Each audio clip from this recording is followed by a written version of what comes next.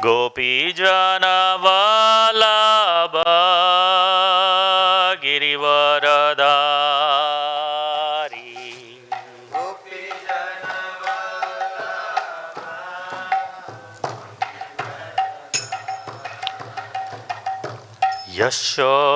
यशोदानन्दन व्रज जनरञ्जन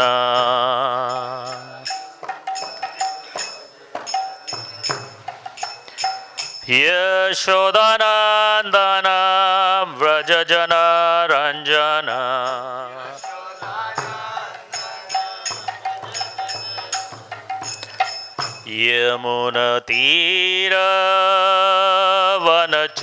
यमुनतीरवनचारी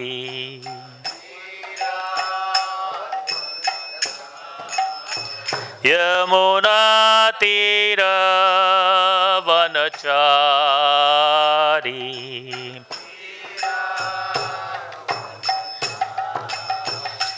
जय राधा माधव कुंज विहारी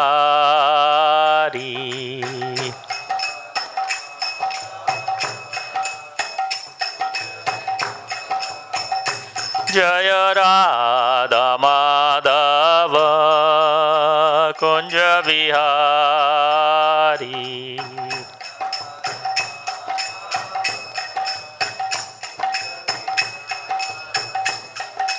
हरे कृष्ण कृष्ण कृष्ण हरे हरे हरे राम राम राम हरे हरे हरे कृष्ण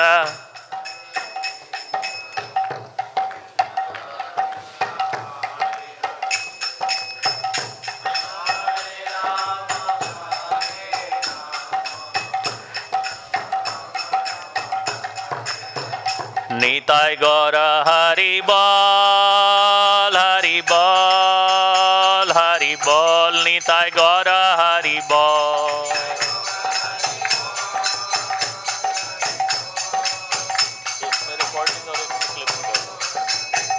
जय जय प्रभुपाद जय जय प्रभुपाद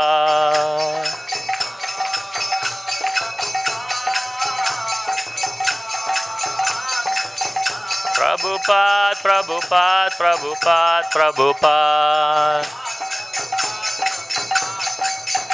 जय जय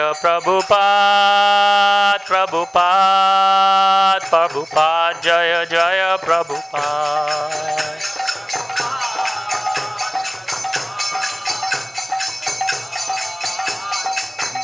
जगत गुरु शिल प्रभुपाद की ग्रंथराज श्रीमद् भागवतम की निताय गौर प्रेमानंदे। ओम नमो भगवते वासुदेवाय।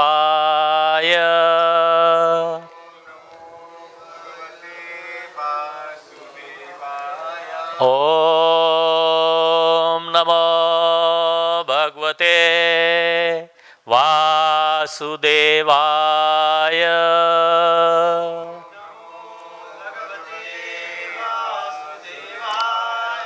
ओम नमो भगवते वासुदेवाय।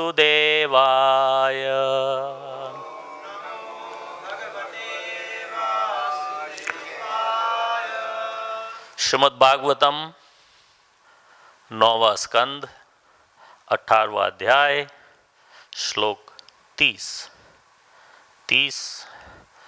और 31 में कोई तात्पर्य नहीं है, इसलिए 30, 31 और 32 तीनों करेंगे। नाहुषाया सुतां दात्वा सह शर्मिष्ठयोषना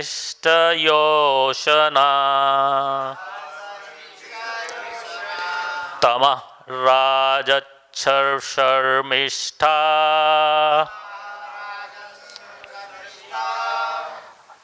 अदास्तपल्ये न करहि चेत्। जब शुक्राचार्य जी ने देवयानी का विवाह ययाति से कर दिया तो उसने शर्मिष्ठा को भी उसके साथ जाने दिया, लेकिन राजा को चेतावनी दी, हे राजन, इस शर्मिष्ठा को कभी अपनी सेज में अपने साथ शयन करने की अनुमति मत देना।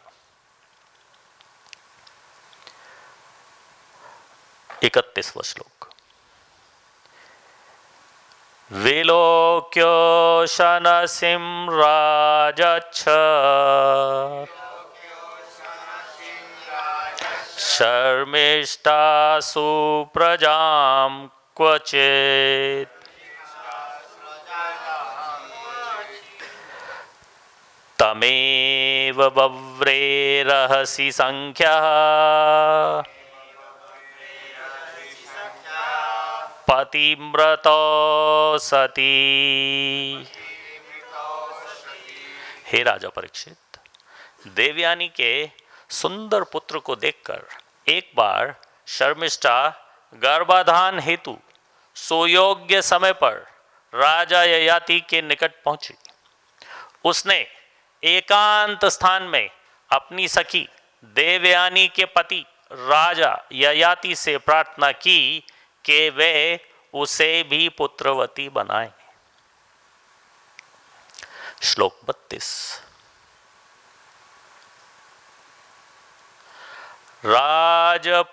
राजपुत्रार्थितो अपत्ये धर्मं च वेक्ष्य धर्मवित् स्मर्नुच्छव्रच काले दिष्टमेवाभ्यपद्यत। राजपुत्यार्थितो अपत्ये धर्मं च वेक्ष्य धर्मवित् स्मरन् कुच्छ कवच काले दिष्टमेवाभ्यपद्यत। Go ahead.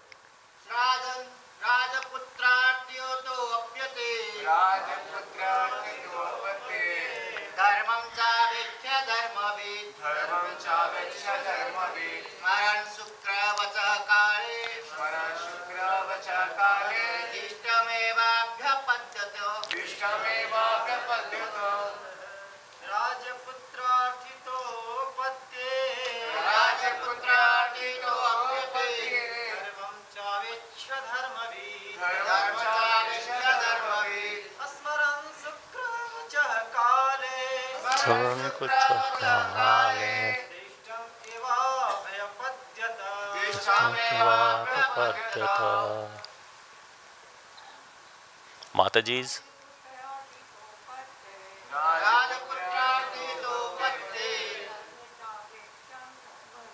धर्मचामेक्ष धर्मवित् स्मरन् कुच्छ काले तमेवावपद्यत।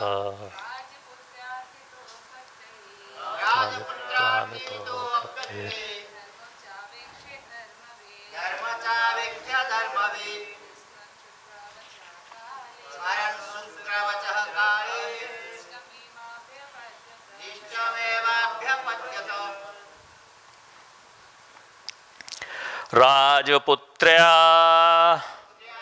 शर्मिष्ठा से जो एक राजा की पुत्री थी, अर्थितः अनुरोध किए जाने पर अपत्ये पुत्र लाभ हेतु धर्मम धर्म को च भी अवेक्ष्य विचार करके धर्मवेद धर्म का ज्ञाता स्मरण करते हुए शुक्रवचः शुक्राचार्य की चेतावनी। काले समय पर दिष्टम संयोगवश एव निसंदेह अव्यपद्यत शर्मिष्ठा की इच्छा पूरा करने हेतु स्वीकार कर लिया। अनुवाद। जब राजकुमारी शर्मिष्ठा ने राजा ययाति से पुत्र हेतु याचना की तो अपने धर्म से अवगत राजा उसकी इच्छा पूरी करने हेतु राजी हो गया। यद्यपि उसे शुक्राचार्य जी की चेतावनी स्मरण थी, किंतु इस मिलन को परमेश्वर की इच्छा मानकर उसने शर्मिष्ठा के साथ संभोग किया। Please repeat.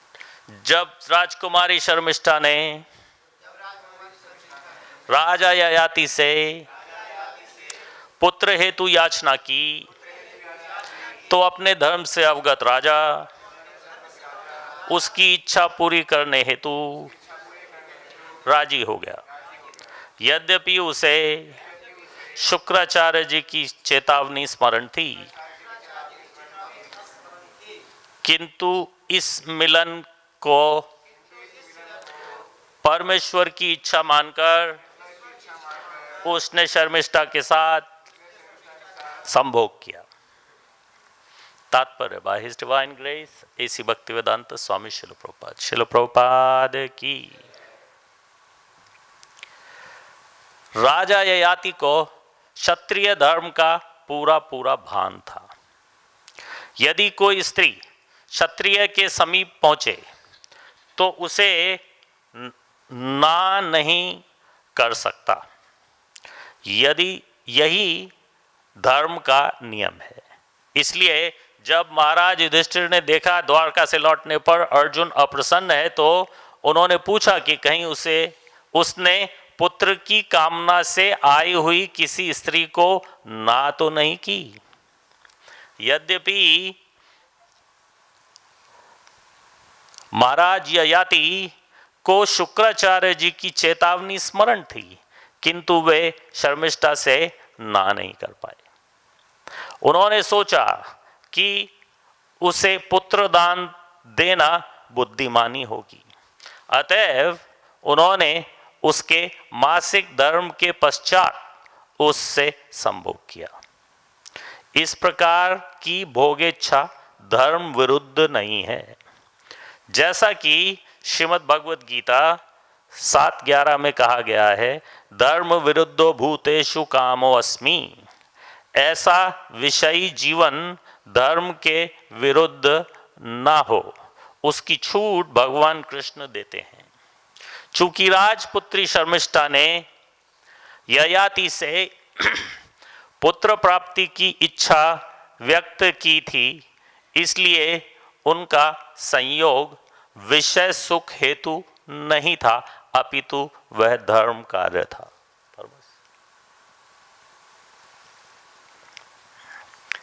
ओम अज्ञानतिमिरन्धस्य ज्ञानाञ्जनशलाकया चक्षुरुन्मीलितं येन तस्मै श्रीगुरवे नमः।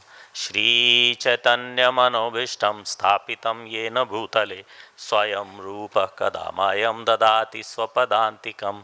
हे कृष्ण करुणा सिन्धो दीनबन्धो जगत्पते गोपेश गोपिकान्त राधाकान्त नमोस्तुते। तप्त कांचन गौरांगी राधे वृंदावनेश्वरी वृषभानुसुते देवी प्रणमामि हरिप्रिये। वाञ्छकल्पतरुभ्यश्च कृपा सिन्धुभ्य एव च पतितानां पावनेभ्यो वैष्णवेभ्यो नमो नमः। जय श्री कृष्ण चैतन्य प्रभु नित्यानंद श्री अद्वैत गदाधर शिवासादि गौर भक्त वृंद। हरे कृष्ण कृष्ण कृष्ण हरे हरे, हरे राम राम राम हरे हरे। हरे कृष्ण। तो ये 9वां स्कंद, इसमें सूर्यवंश की और चंद्रवंश की दोनों की कथा है। पहले इसके अंदर करीब 24 अध्याय हैं। पहले आधे में 12 अध्याय में सूर्यवंश की कथा आती है और बाद के 12 अध्याय में जो अभी चल रहा है ये चंद्रवंश की कथा है। तो ययाति तक कैसे पहुंचे मैं आपको शॉर्ट में बता देता हूं। सृष्टि के प्रारंभ से ये दोनों कुल लगभग हैं। जैसे कि आपको मालूम है कर्णदक्षाय विष्णु जो कर्ण सागर में विश्राम करते हैं उनको सर्व कारण कारणम भी कहा जाता है, सभी कारणों के कारण। वो कर्ण सागर में विश्राम करते हैं, उनका नाम कर्णदक्षाय विष्णु है। और उनके शरीर के छिद्रों से ये ब्रह्मांड प्रकट होते हैं, फिर एक्सपेंड होते हैं और उन ब्रह्मांडों के अंदर गर्भदक्षाय विष्णु होते हैं। तो हमारा जो ये एक ब्रह्मांड है इसको ये ऐसे ही कर्णदक्षाय विष्णु के छिद्रों से प्रकट हुआ है। इसके अंदर फिर गर्भोदक्षाय विष्णु है।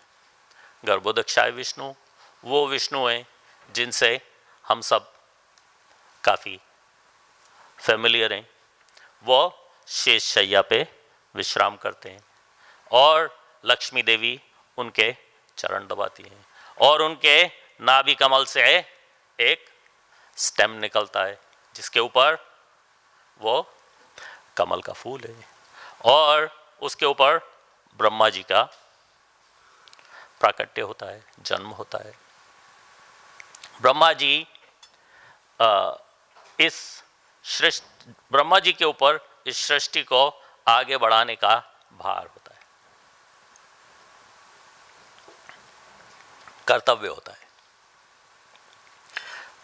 सृष्टि के लिए सब कुछ, सारे इंग्रेडिएंट भगवान स्वयं प्रदान करते हैं।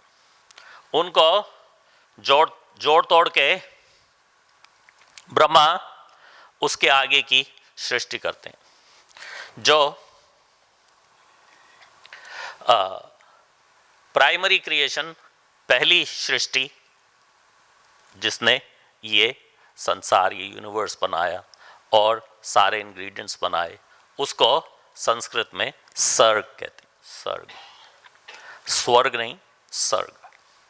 और फिर दूसरा सेकेंडरी क्रिएशन है, उन दिए हुए मटेरियल से और चीज़ें बनाना। 84 लाख योनियाँ, देवी देवताओं को जन्म देना, ये सब कार्य ब्रह्मा जी करते हैं। उनको हम सृष्टिकर्ता कहते हैं। लेकिन वो द्वितीय सृष्टिकर्ता है, सेकेंडरी क्रिएटर, क्योंकि दिए हुए इंग्रेडिएंट से ही वो आगे का कार्य करते हैं। तो ब्रह्मा जी इस सृष्टि को आगे बढ़ाने के लिए कई सारे प्रजापतियों को जन्म देते हैं। उनमें से एक प्रजापति अत्रि है। अत्रि, और अत्रि का विवाह होता है कर्दम मुनि और देवहूति की पुत्री अनुसुईया से। अनुसुईया को सब जानते हैं, अनुसुईया को सब जानते हैं, सती अनुसुईया। वही सती अनुसुईया जिन्होंने देवी सीता को वो दिव्य वस्त्र और आभूषण दिए थे जिनको पहन के देवी सीता आगे गई और फिर उनका हरण हो गया। वो वस्त्र कभी भी मलिन नहीं होते थे। तो देवी सीता को रावण ने जब अपहरण किया तो उसको ये नहीं कहा पहले तू अपनी अटैची बांध ले, अपना सब सामान साथ में ले ले। उनको ऐसे ही उठा के ले गए और क्योंकि उन्होंने वो स्पेशल वस्त्र आभूषण पहने हुए थे जो मलिन नहीं होते थे। एनीवे, ये देवी अनुसुईया, सती अनुसुईया को टेस्ट करने के लिए तीनों देव इनके घर आए और सती अनुसुईया ने अपने सतीत्व से वो तीनों को बेबीज बना लिया। वो तीनों के नाम क्या थे? वो हाथ ऊपर करना है। और कोई हाथ ऊपर करके कौन बताएगा? अच्छा, आप प्रभु जी। ब्रह्मा विष्णु महेश। हाँ, लेकिन वो ब्रह्मा विष्णु महेश के तीन छोटे छोटे बालक अवतार, उनके नाम क्या थे? ब्रह्मा विष्णु महेश तो वो हैं ही, लेकिन उनको बेबीज के रूप में अनुसुईया ने अपने पुत्रों के रूप में एक्सेप्ट किया। उनके नाम थे, हाथ ऊपर करेगा कोई? दत्तात्रेय, दुर्वासा और अत्रि। दुर्वासा, दत्तात्रेय और सोम। चंद्र नहीं, सोम। चंद्र तो चंद्र है, चंद्र के अधिष्ठाता देवता सोम है। चंद्र की उत्पत्ति अनुसुईया ने नहीं की। चंद्र, ये जो सोम है, ये ब्रह्मा जी के अंश हैं। जैसे ब्रह्मा विष्णु महेश वहां पे गए थे तो उसमें से विष्णु जी के अंश दत्तात्रेय हैं और शिव जी के अंश दुर्वासा हैं और ब्रह्मा जी के अंश सोम हैं।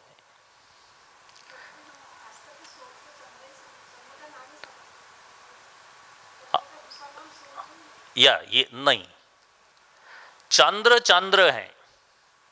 जो चंद्र हमें दिखता है वो सोम नहीं है, वो चंद्र है।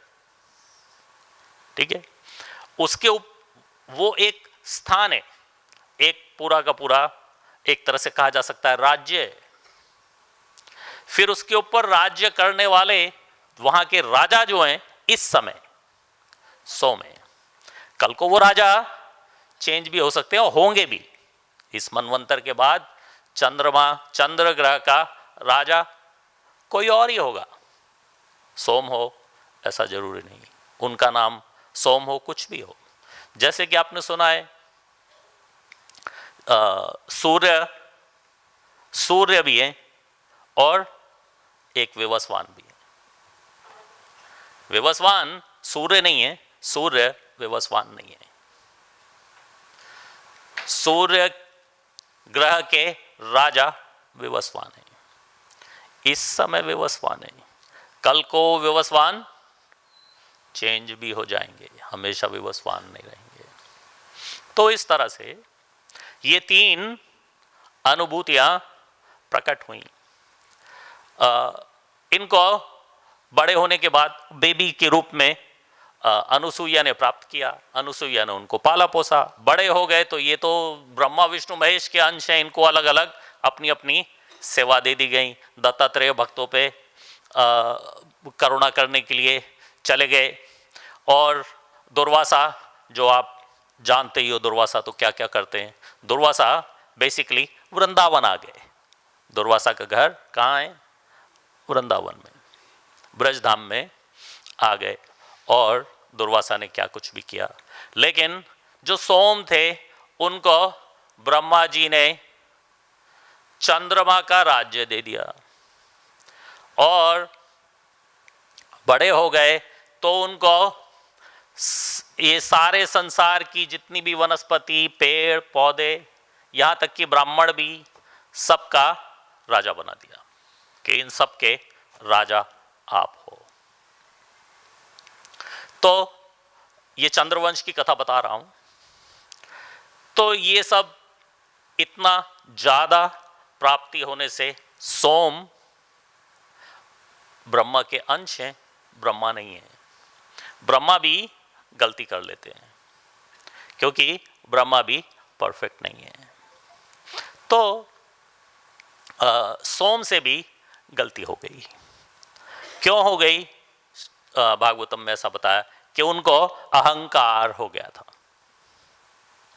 अहंकार वश उनको, अहंकार की वजह से उन्हें लगा ओह मैं तो कुछ भी कर सकता हूं। उन्हें बृहस्पति की पत्नी पसंद आ गई। उन्होंने बृहस्पति की पत्नी का हरण कर लिया। अब बृहस्पति चंद्र के गुरु भी हैं। ये देवी देवताओं में काउंट होते हैं चंद्रमा। और देवी देवताओं के गुरु कौन? बृहस्पति। अब बृहस्पति कह रहे ये क्या, मेरी पत्नी को ही अपहरण कर लिया। खूब समझाया, खूब मनाया। उनकी पत्नी का नाम है तारा। चांद ले गया तारा को। अब जब ये माने नहीं तो बृहस्पति ने जाके इंद्र से कंप्लेन किया। सभी देवी देवताओं ने सुना कि ये क्या, अपने गुरु माता का कोई हरण करता है, ये तो बहुत खराब है। उधर से शुक्राचार्य को पता चल गया। इधर देवी देवताओं ने चंद्र को समझाने की कोशिश की और जाके युद्ध की धमकी दे आए। हम सब मिलके तेरे ऊपर आक्रमण करेंगे, तैयार रहना। शुक्राचार्य को पता चल गया अच्छा चंद्र के ऊपर अकेले आक्रमण करना चाहते हैं सारे देवी देवता। कोई बात नहीं, मेरे सारे अनुयायी दानव राक्षस असुर वो सब चंद्र की तरफ से लड़ेंगे। बेकार में दो पार्टी हो गई और सुर असुर का महाभयंकर संग्राम हो गया। कई दिनों तक संग्राम चलता रहा। तो जब ब्रह्मा की दृष्टि में आया तो ब्रह्मा स्वयं आ गए बीच बचाव करने के लिए। बीच में आके खड़े हो गए। क्या ये क्यों युद्ध हो रहा है, क्यों आप लोग?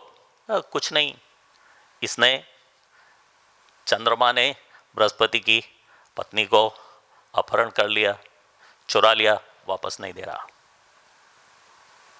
डांटा ब्रह्मा ने चंद्र को, हे चंद्र ये क्या, किस तरीके का बिहेवियर है, चलो। बृहस्पति की पत्नी तारा को वापस कर दो। अब चंद्र हाथ जोड़ के खड़े हो गए कि अच्छा ठीक है, ब्रह्म वाक्य है, ब्रह्म वाक्य के अगेंस्ट तो जाया नहीं जा सकता। चंद्रमा का अहंकार एक तरह से टूट गया और उन्होंने तारा को वापस कर दिया। तारा वापस अपने पति के पास चली गई। उसके पति को अब पता चलता है कि तारा तो प्रेग्नेंट होके आई है। तो तारा से पूछा गया कि क्या हुआ, ये तेरे पेट में किसका संतान है? तारा चुप, कुछ बोले नहीं। तो बृहस्पति समझ गए कुछ नहीं कह रही है। अगर जो मेरा होता तो साफ कहती आपका है। एक पत्नी को अपने पति को ये बात बताने में बहुत खुशी होती है, होनी चाहिए कि नहीं कह रही है मेरे से, इसका मतलब ये उसका है। बृहस्पति ने कोशिश की कि ये इसका गर्भपात हो जाए, फिजिकली नहीं, मंत्रों से कैसे भी, लेकिन वो हुआ नहीं। और बहुत तेजस्वी पुत्र का जन्म हुआ जो बहुत ज़्यादा इंटेलिजेंट, स्कॉलर, शक्तिशाली, सब तरह से सर्वगुण संपन्न चंद्रमा का पुत्र है। चंद्रमा डायरेक्ट ब्रह्मा जी के अंश हैं और प्रभु इच्छा से तारा के थ्रू हुआ है। तो इस पुत्र का नाम, क्योंकि सर्वगुण संपन्न था, इसका नाम बुध रखा गया। लास्ट टाइम मैं यहां आया था, किस किस को याद है? 1-2 महीना हो गया। तो हमने ये 9वां स्कंद शुरू किया था, 2-3 महीने हो गए। तो पहला चैप्टर का पहला श्लोक किया था, राजा सुदुम्न की कथा, राजा सुदुम्न का स्त्री बनना। तो सुदुम्न, अभी हम यहां पे चंद्रवंश की बात करें, उधर दूसरा सूर्यवंश भी चल रहा है। सूर्यवंश ऐसे ही कर्णोदक्षा, विष्णु गर्भोदक्षा, विष्णु ब्रह्मा, ब्रह्मा से मरीचि, मरीचि से ये अपने वैवस्वत, और उनसे मनु, वहां से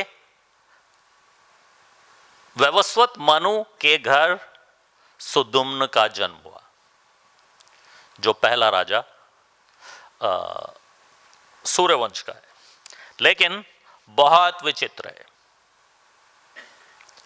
विचित्र क्यों है? क्योंकि शिव जी को उसका वरदान है या श्राप है, जो कुछ भी आप कह सकते हो।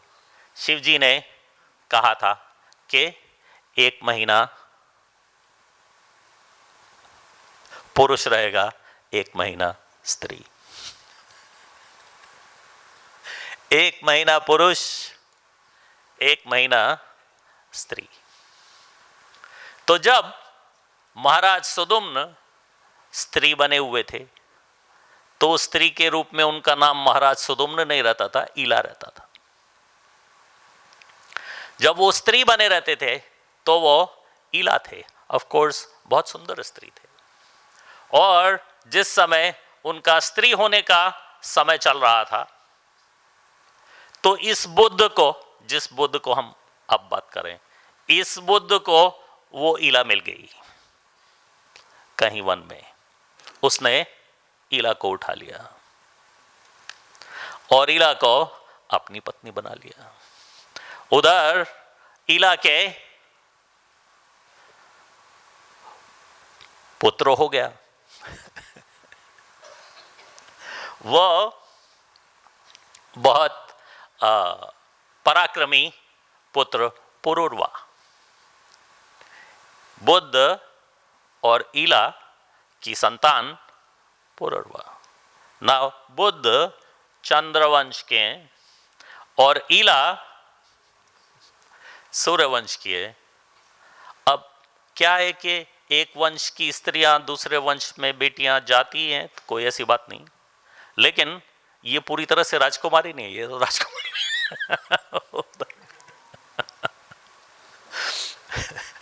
उससे उसकी जब वो राजकुमार के रूप में, राजा के रूप में, महाराज के रूप में होता है, तो उधर उसकी दूसरी फैमिली चल रही है, और इधर बुद्ध के साथ वो पत्नी के रूप में होता है, तो उधर दूसरी फैमिली चल रही है। तो बुद्ध और ईला के पुत्र हुए पुरुरवा। पुरुरवा अत्यंत तेजस्वी थे। पुरुरवा का गुणगान इतना ज्यादा था कि देवी देवता लोग भी पुरुरवा का गुणगान किया करते थे। देवी देवता लोग हम मानवों का गुणगान बहुत रेयर है। हम उनके लिए कुछ भी नहीं, हम उनके लिए इतने तुच्छ हैं कि हमारा गुणगान उनके लिए कुछ नहीं है। लेकिन पुरुरवा इतने पहुंचे हुए थे, तो देवी देवताओं से पुरुरवा का गुणगान उर्वशी ने सुन लिया। उर्वशी को वैसे भी एक श्राप मिला हुआ था कि तुझे 100 वर्ष तक जाके मानवों में रहना पड़ेगा, मानवों की सेवा करनी पड़ेगी। ये एक बहुत बुरी गाली होती है देवी देवताओं के लिए। जो अप्सराएं, गंधर्व, ये सब देवी देवताओं की श्रेणी है। लेकिन इनका हम लोगों के बीच में आके रहना और उल्टा हमारी सेवा करना, स्त्री का जीवन तो सेवा ही है तो पुरुष का भी, लेकिन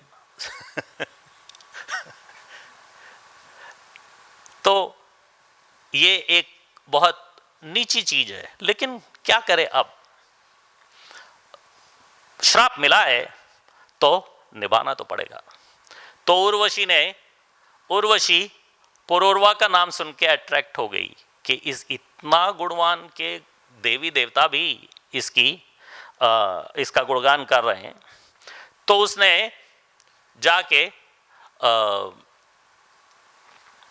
पुरूरवा को अट्रैक्ट कर लिया। अब उर्वशी अप्सरा है, अप्सरा से किसी मानव का अट्रैक्ट होना बहुत आसान है।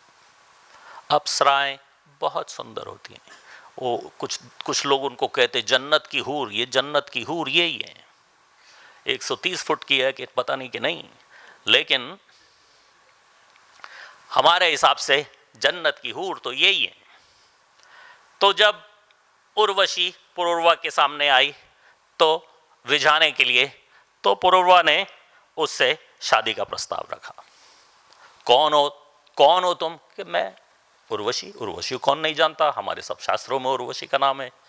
तो मेरे से विवाह करेगी? क्या? हाँ कर लूंगी, लेकिन मेरी 3 शर्तें हैं। क्या शर्तें? कि मेरे पास 2 भेड़ें हैं, मैं देख रहा हूं आपको, 2 भेड़ें हैं, आपको महाराज इन 2 भेड़ों की रक्षा करनी पड़ेगी। महाराज कहते हैं माय गॉड मैं चक्रवर्ती सम्राट, सारे विश्व पे राज्य कर रहा हूं, मैं 2 भेड़ों की रक्षा कोई बात नहीं, मैं तुम्हारी 2 भेड़ों को Z+ की सिक्योरिटी लगा दूंगा। और बोलो, दूसरा ये है कि मैं खाती केवल घी हूं। देवी देवता की कैटेगरी है, देवी देवता लोग घी खाते हैं, इसलिए हवन में उनको खूब घी खिलाया जाता है, घी से बनी हुई वस्तुएं या घी। तो मैं शुद्ध देसी घी, गाय का, भैंस वाला नहीं, केवल गाय का शुद्ध देसी घी खाती हूँ। आप अफोर्ड कर लोगे? महाराज यहाँ कोई प्रॉब्लम नहीं है, मैं कर लूंगा, लेकिन एक तीसरी शर्त है। वो क्या है? कि मैं कभी भी आपको नग्न नहीं देखना चाहती। जब आप मेरे साथ सहवास कर रहे, मैथुन कर रहे, उस समय तो रहोगे ही नग्न, लेकिन उसके अलावा मैं आपको नग्न देखना नहीं चाहती। राजा ने कहा ये क्या, मैं राजा हूं, मैं कोई ऐसे ही नग्न घूमता रहता हूं तो राजा ने कहा ठीक है, तीनों शर्त मुझे मंजूर हैं, चलो। दोनों का विवाह हो गया, दोनों अच्छी तरह से रहने लगे। एक दिन गंधर्वों ने उर्वशी को वापस प्राप्त करने के लिए रास्ता खोज लिया। जो Z+ सिक्योरिटी थी वो तो दूसरे मानवों से थी। अब कोई देवी देवता आके किसी भेड़ को चुराना चाहे तो Z+ सिक्योरिटी वो तो कहीं से भी आ सकते हैं, कुछ भी कर सकते हैं, जमीन के नीचे से भी आ जाएंगे, ऊपर से भी आ जाएंगे। तो उन्होंने कहा उर्वशी को वापस बुलाने का एक ही तरीका है, एक भेड़ उठा लो, शर्त टूट जाएगी, उर्वशी वापस आ जाएगी।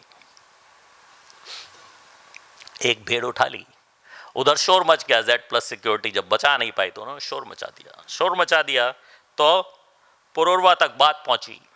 पुरूरवा उस समय अपनी उर्वशी के साथ में अकेले थे, सहवास में थे, नग्न थे। तो भेड़ की चोरी होते ही उर्वशी ने दुष्शब्द कहने शुरू कर दिए राजा को कि क्या तुम 1 नंबर के नपुंसक हो, मेरी 2 भेड़ों की रक्षा तुम्हारा सारा राज्य कर नहीं पा रहा। बहुत भला बुरा कह दिया। महाराज को क्रोध आ गया, वो वैसे ही तलवार उठा के निकल गए ढूंढने के लिए कि कौन ले गया भेड़।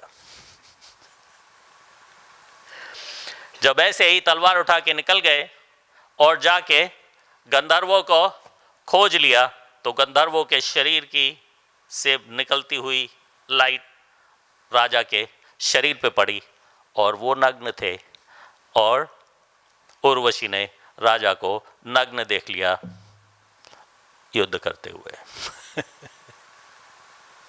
कंडीशन टूट गई, शर्त की गड़बड़ हो गई।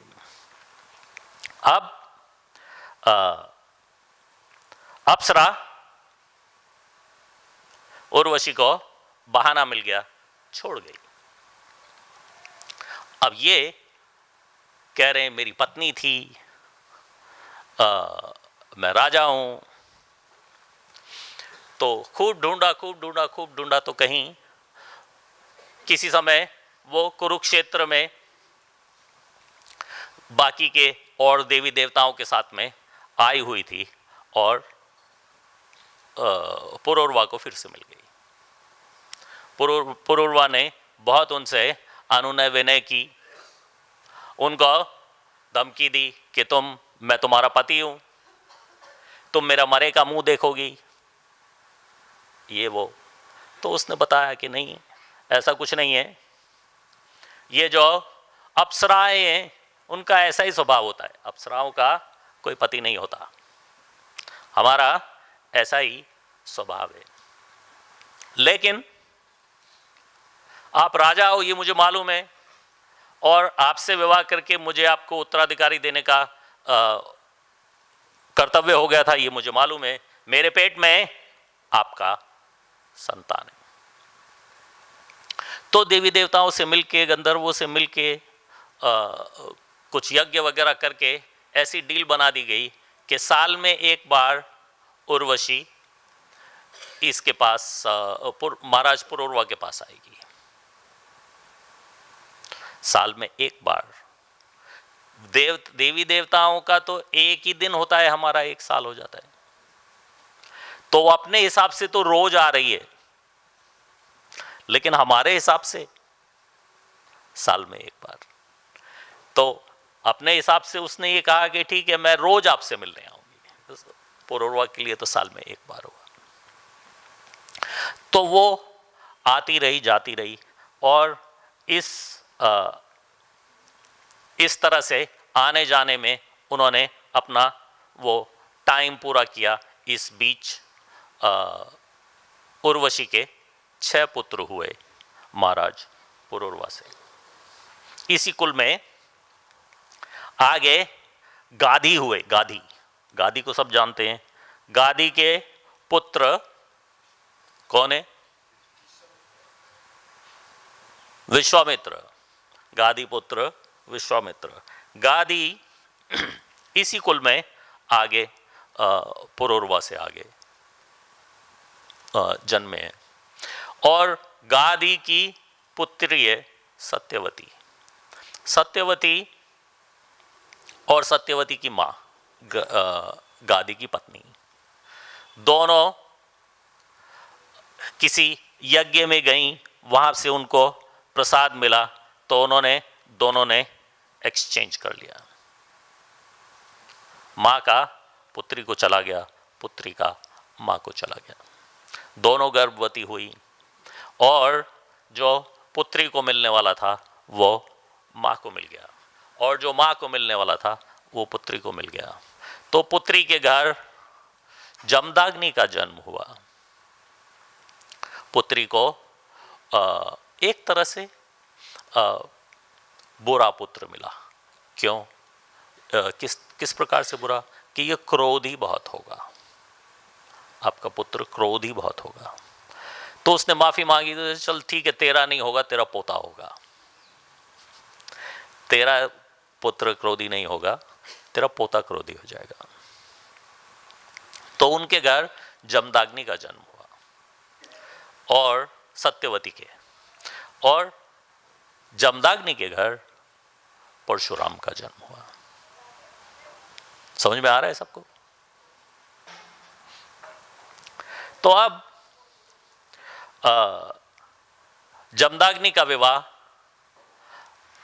रेणु ऋषि की पुत्री रेणुका से हो गया।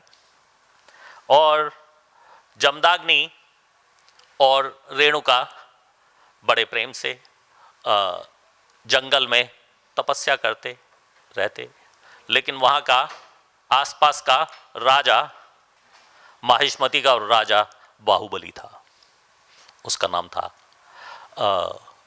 सहस्त्रबाहु अर्जुन। जमदाग्नि के पास एक कामधेनु गाय थी।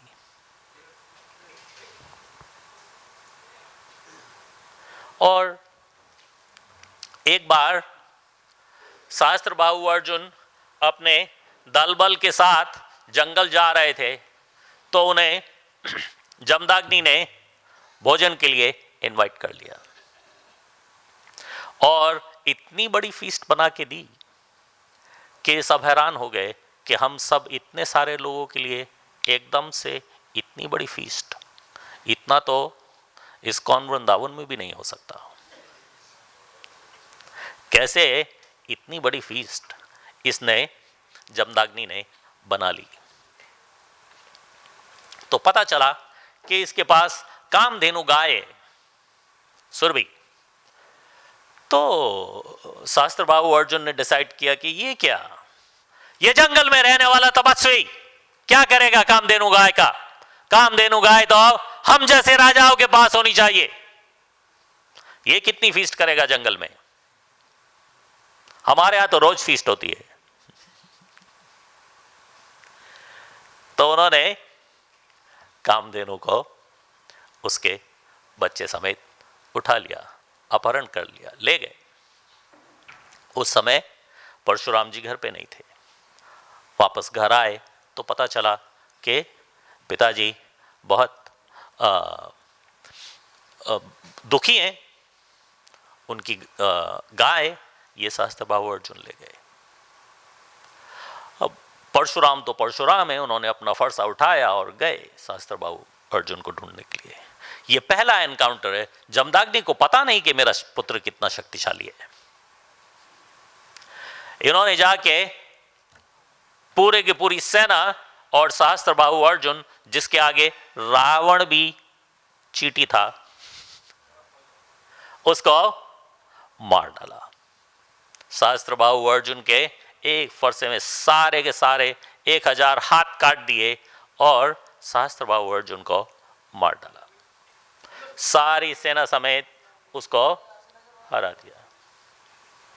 अब जब ये वापस पहुंचे तो जाके बड़ी खुशी से अपने पिता को बताया, ओ माय गॉड, ब्राह्मण होते हुए ऐसा कार्य किया, राजा को मार ही दिया, सारी सेना को मार दिया। ये क्या?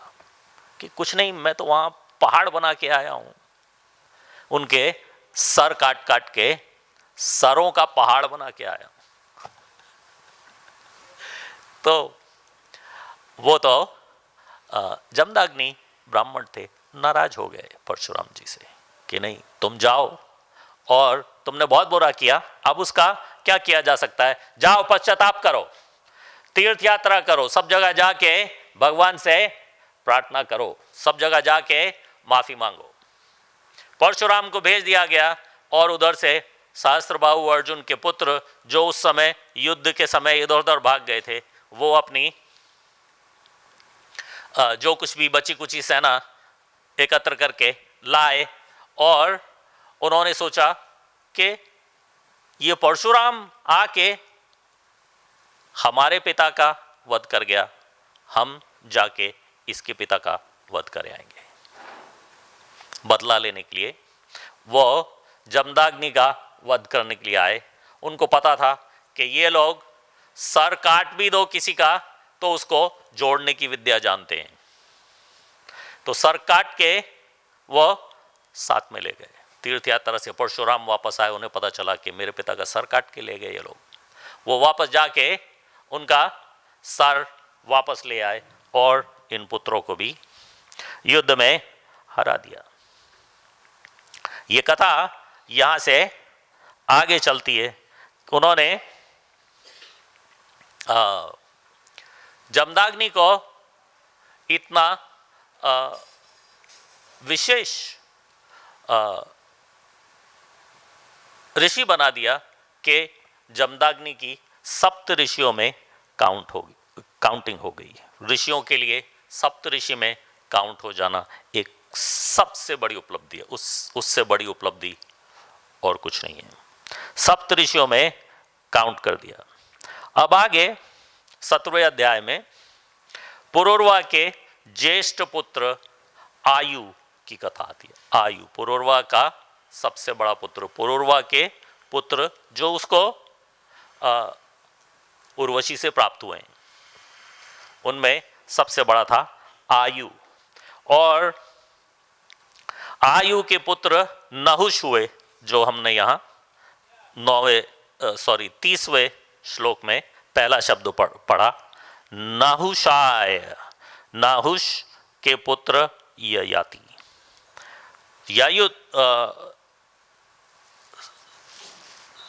पुरुरवा के पुत्र आयु, आयु के पुत्र नाहुष। नाहुष के 6 पुत्र हैं। 6 पुत्र में से नंबर 2 पे ययाति है।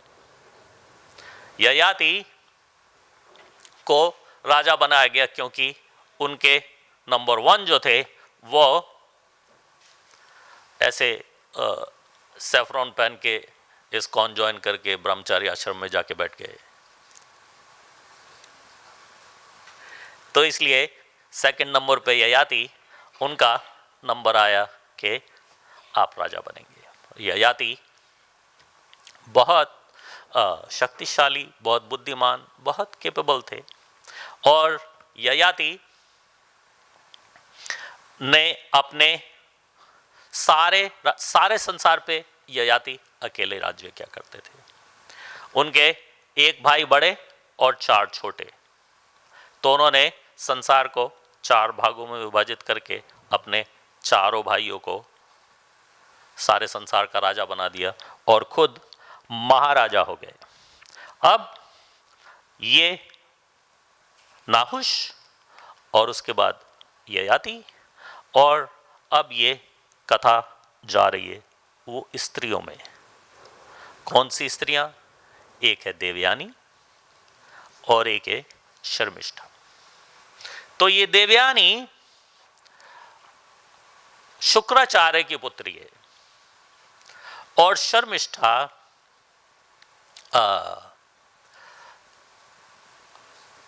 असुर राज, क्या नाम बताया? वृषपर्वा। असुर राज, असुरों के राजा उस समय वृषपर्वा थे। वृषपर्वा की पुत्री शर्मिष्ठा और शुक्राचार्य की पुत्री देवयानी, दोनों सेम एज थी। किसी तरह से आपस में दोनों में फ्रेंडशिप हो गई। अब एक तरह से स्त्रियों में देखा जाए तो बहुत शक्तिशाली हैं ये दोनों, तो दोनों अकेली भी घुमा करती थी विहार के लिए। एक दिन उन्हें बहुत सुंदर तालाब, सरोवर मिल गया।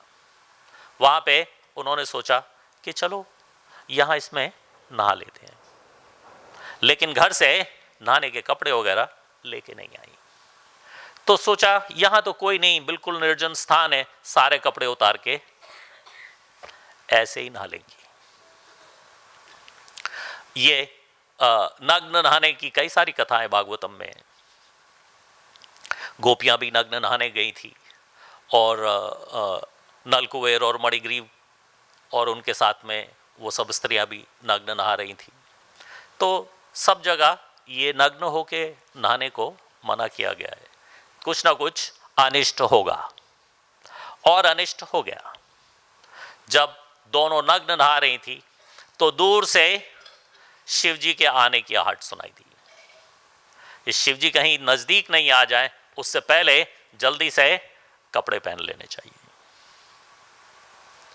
बाहर निकली शर्मिष्ठा और उसके हाथ में कपड़े आ गए देवयानी के। शर्मिष्ठा ने देवयानी के कपड़े पहन लिए।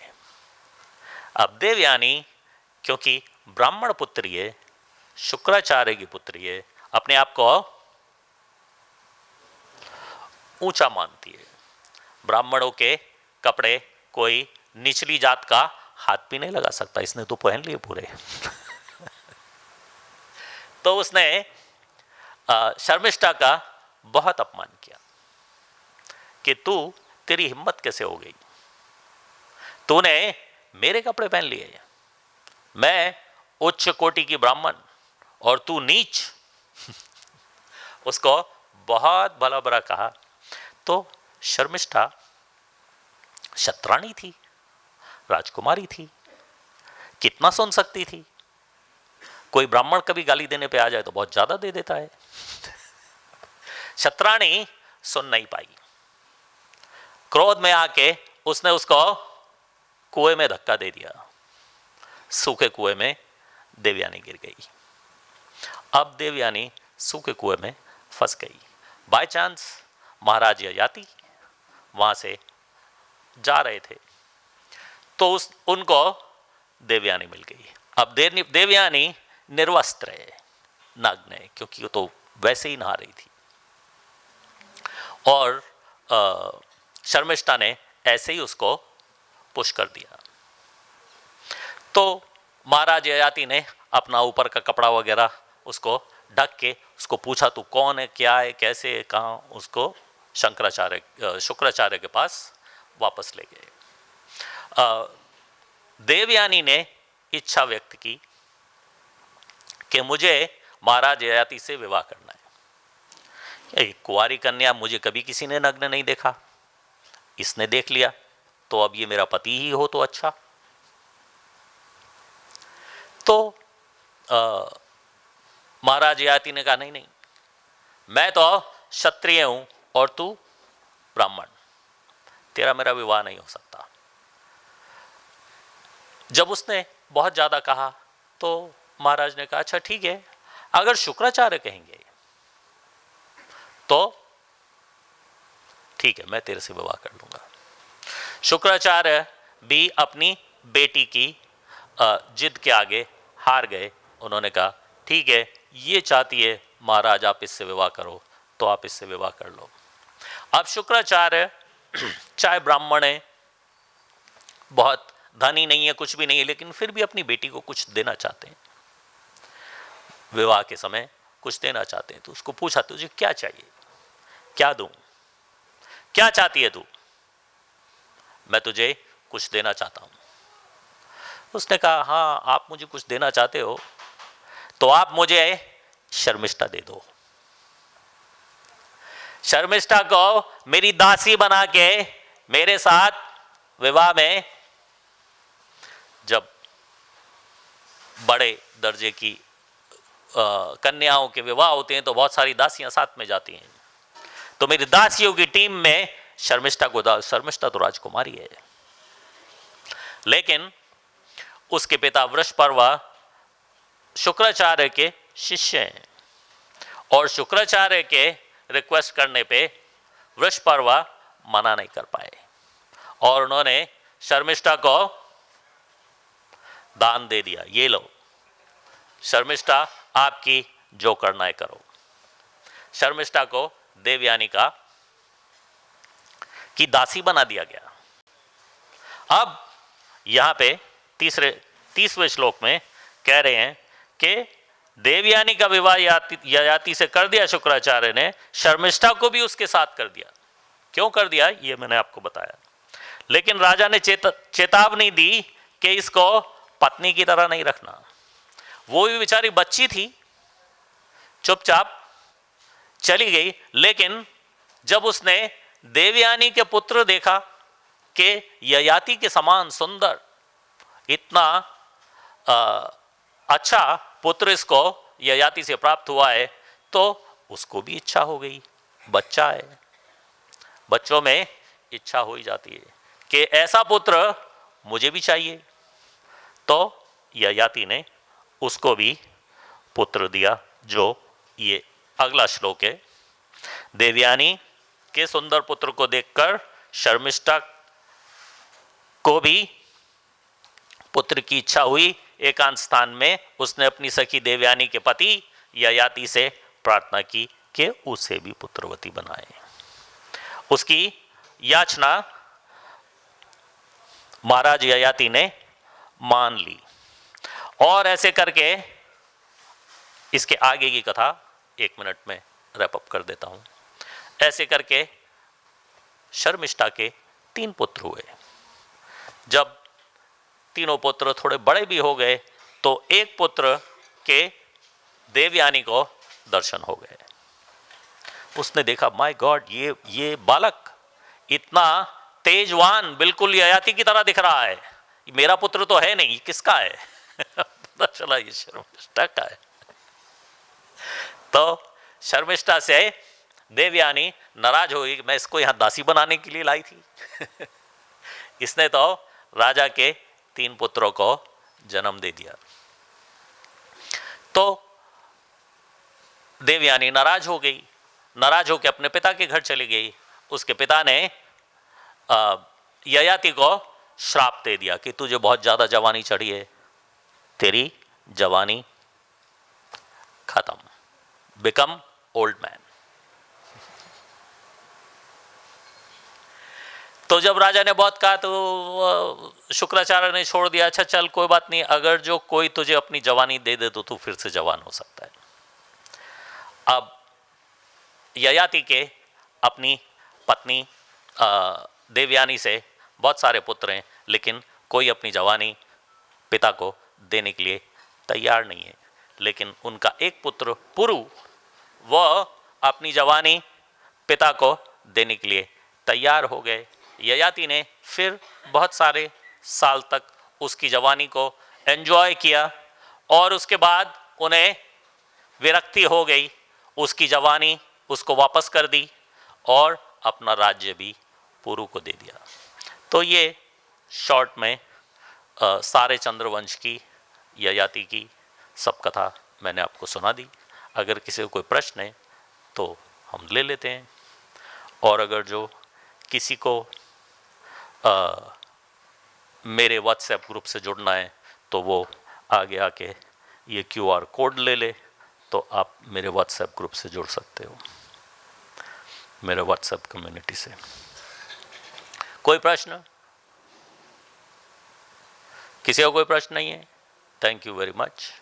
जगत गुरु शिल प्रभुपाद की निताई गौर प्रेमानंदे।